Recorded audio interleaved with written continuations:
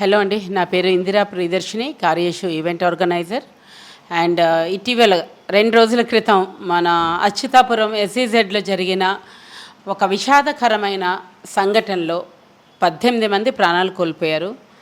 నిజంగా ఎసెన్షియా అనే ఒక ఫార్మా కంపెనీలో జరిగిన ఈ దుర్ఘటన వైజాగ్లోనే ఫార్మా కంపెనీలో జరిగిన అతిపెద్ద ప్రమాదంగా చెప్తున్నారు. సో ఇప్పుడు అందరూ అనుకున్నట్టు మన వైజాగ్లో అచ్యుతాపురం అంటే అనకాపల్లి దగ్గరలో చాలా ఫార్మా కంపెనీస్ ఉన్నాయి. ఎంతోమందికి ఉపాధినిచ్చే, చుట్టుపక్కల ప్రాంతాల్లో ఎంతోమందికి ఉపాధినిచ్చే ఈ ఫార్మా కంపెనీస్ వల్ల ఎన్నో కుటుంబాలు బ్రతుకుతున్నాయి. బట్ కానీ మనం తీసుకోవాల్సిన ప్రివెంటివ్ మెజర్స్ లేకపోతే సేఫ్టీ మెజర్స్ ఎంతవరకు చేస్తున్నారనేది ఒక ప్రశ్నార్థకంగా మిగిలిపోయింది. ఈ ఎక్కడి నుంచో అంటే లైక్ ఇతర దేశాల నుంచి, వివిధ దేశాల నుంచి వచ్చి మన ఇండియా లాంటి దేశంలో ఇలాంటి పర్మిషన్స్ అవన్నీ దొరకడం చాలా ఈజీ. అక్కడ ఉండే వేరే దేశాల్లో ఉండే స్ట్రిక్ట్ రూల్స్ అండ్ రెగ్యులేషన్స్ మన ఇండియాలో చాలా ఫ్లెక్సిబిలిటీస్ ఉంటాయి. సో అందుకని ఇక్కడ ప్లేస్ కానివ్వండి లేకపోతే లేబర్ కానివ్వండి చాలా తక్కువకి 15,000 20,000 రూపాయలండి వాళ్ళ జీవితాలు. వాళ్ళు సంపాదించే శాలరీస్ 15,000 20,000 అంతే. సో అదే మీరు వేరే కంట్రీస్లో చూసుకుంటే ఇవన్నీ డాలర్స్లో లెక్కేస్తే అసలు చాలా తక్కువ శాలరీస్కి మనోళ్ళు పనిచేస్తారు. అందులో మనోళ్ళకి ఒక టైం అంటూ ఉండదు, ఎంత టైం అన్నా పనిచేసే శ్రామికులు వీళ్ళంతా. సో అలాంటి జీవితాలు ఉదయం లెగిస్తే మార్నింగ్ లేచి ఎన్నో భవిష్యత్తు మీద ఎన్నో ఆశలతో వాళ్ళు ఆ రోజు కంపెనీకి వెళ్ళి ఈ ఫర్నెస్ పేలడం వల్ల, బ్లాస్ట్ అవ్వడం వల్ల, లేకపోతే స్లాబ్ పడిపోయి అక్కడికక్కడే చనిపోవడం అసలు నిజంగా ఎంత హృదయ విదారకమైన సంఘటనలు అంటే, అందులో హారిక అనే ఒక అమ్మాయి కూడా తను 22 ఇయర్స్ అండి. అంతకు ముందు రోజే వాళ్ళ బ్రదర్తో రాఖీ కట్టించుకొని ఆ అమ్మాయి ఈరోజు ఉండిపో అంటే చావు పిలుస్తుందంట, అలా మృత్యువు వెంటాడుతుంది అన్నట్టు ఆ అమ్మాయి డ్యూటీ ఉందని చెప్పి వెళ్ళి అసువులు బాసింది. చిన్న అమ్మాయి, ఎంతో నిరుపేద కుటుంబం నుంచి వచ్చింది, తండ్రి లేడు, తల్లి ఎంతో కూలి పని చేసుకొని చదివించింది ఆ అమ్మాయిని. అలాంటి అమ్మాయి ఎన్నో భవిష్యత్తు మీద ఎన్నో ఆశలతో తనకు వచ్చిన ఉద్యోగాన్ని వెతుక్కుంటూ వచ్చి మృత్యు పాలవడం నిజంగా చాలా బ్యాడ్ లక్. అంతేకాకుండా ఈ రోజుల్లో మనం బాగుంటే చాలా అనుకొని సరిపెట్టుకోకుండా ఇంకొకరిని కాపాడదామని వెళ్ళి దేవుడు అనే వ్యక్తి 57% కాలిపోయి అసలు అంటే ఇంకొకరిని రక్షించాలి అనే ఉద్దేశం అసలు ఎలా అంటే అది పరులు ఇంకొకరు ఎంత బాధలో ఉన్నారు అని అంటే వాళ్ళని లైక్ నిజంగా అసలు కొంతమందిని చూస్తే అసలు నిజంగా వాళ్ళ ఎంత మానవతా హృదయంతో ఉంటారా అనిపిస్తూ ఉంటుంది.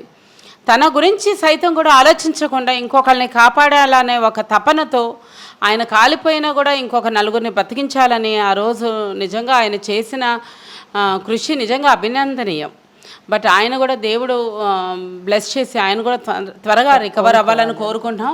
అంతేకాకుండా ఇప్పుడు ఇదంతా ఒక ఎత్తు అయితే ఏంటిది లైక్ ఎలాంటి మెజర్స్ తీసుకోవాలి మనకి నిజంగా ఈ రూల్స్ అండ్ రెగ్యులేషన్స్ తెలియదు. కానీ గవర్నమెంట్ పరంగా అసలు వాళ్ళు ఏం చేస్తున్నారు, ఎలాంటి ప్రొటెక్టివ్ మెజర్స్ తీసుకుంటున్నారు, అసలు ఆ కంపెనీస్ వాళ్ళకి తగ్గట్టు ఉన్నాయా, అసలు ఈ ఫార్మా కంపెనీస్కి పెట్టడానికి ఉన్నాయా, పుట్టగొడుగుల్లాగా వచ్చేస్తున్నాయండి ఫార్మా కంపెనీస్. వాళ్ళకి ఎంత ల్యాండ్ ఎక్వైర్ చేయాలి, ఎంతమంది లేబర్ ఉండాలి, ఎంతమంది ఇంజనీర్స్ ఉండాలి, ఎలాంటి ప్రొటెక్టివ్ మెజర్స్ తీసుకోవాలి, సేఫ్టీ మెజర్స్కి వాళ్ళు తీసుకునే ఇన్స్పెక్షన్స్ ఎన్ని జరుగుతున్నాయి, అసలు ఈ ఇన్స్పెక్షన్స్ ఏంటి, వాళ్ళు ఇలాంటి ఎమర్జెన్సీ సిచ్యుయేషన్స్లో ఎలాగా బయటపడాలి అనేది ఒక ట్రైనింగ్ పీరియడ్స్ అసలు ఉన్నాయో లేదో ఆ దేవుడికే తెలియాలేమో. అండ్ నిజంగా జయాగా అన్నట్టు అప్పటికప్పుడు ఏదో వాళ్ళకి ఒక ₹1 కోటి ఎక్స్గ్రేషియా ప్రకటించడం లేకపోతే 50 లక్షలు ప్రకటించడం, వాళ్ళందరూ ఎంతో కొంత ఊరటినిచ్చినా కూడా ఇలాంటి సంఘటనలు జరగాలని ఎవరూ కోరుకోము.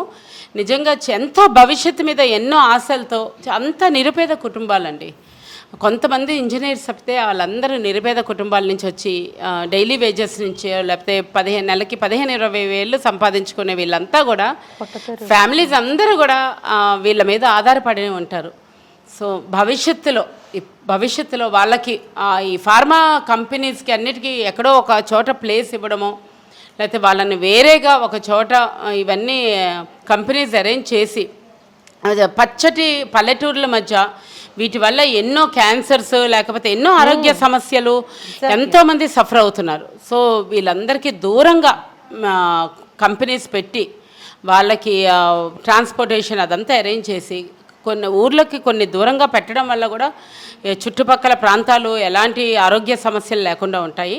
అంతేకాకుండా అసలు నిజంగా హాస్యాస్పద విషయం ఏంటంటే ఈ గవర్నమెంట్స్ ఇప్పుడు కూడా తిట్టుకుంటూ ఉంటాయి. అంటే ఇక్కడ కూడా దీన్ని రాజకీయం చేస్తూ ఉంటారు.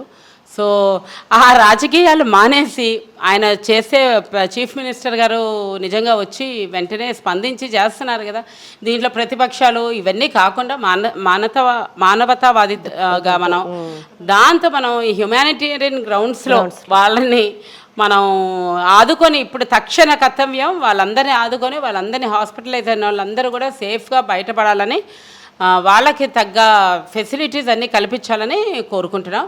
అండ్ ఇంకా భవిష్యత్తులో ఇలాంటివి జరగకుండా ఎప్పటికప్పుడు ఇన్స్పెక్షన్స్ అరేంజ్ చేస్తూ కూడా ఇలాంటి ప్రాబ్లమ్స్ రాకుండా గవర్నమెంట్ చర్యలు తీసుకుంటుందని, ఇలాంటి కంపెనీస్ని ఇప్పటికైనా కఠినంగా శిక్షించి వాళ్ళ లైసెన్సులు అవన్నీ రద్దు చేసి ఇంకా వాళ్ళు ఇలాంటి కంపెనీస్ పెట్టకుండా చేస్తే ఫ్యూచర్లో ఇలాంటి ప్రాబ్లమ్స్ రావని మనసారా కోరుకుంటున్నాం. అండ్ అందరికీ నిజంగా ఆత్మ శాంతించాలని, వాళ్ళ 18 ఆత్మలు శాంతించాలని మనసారా దేవుణ్ణి కోరుకుంటూ వాళ్ళ కుటుంబాలకి తగినంత ధైర్యాన్ని ఇవ్వాలని మేము మనసారా కోరుకుంటున్నాం. థ్యాంక్ యూ సో మచ్ అండి. Thank you.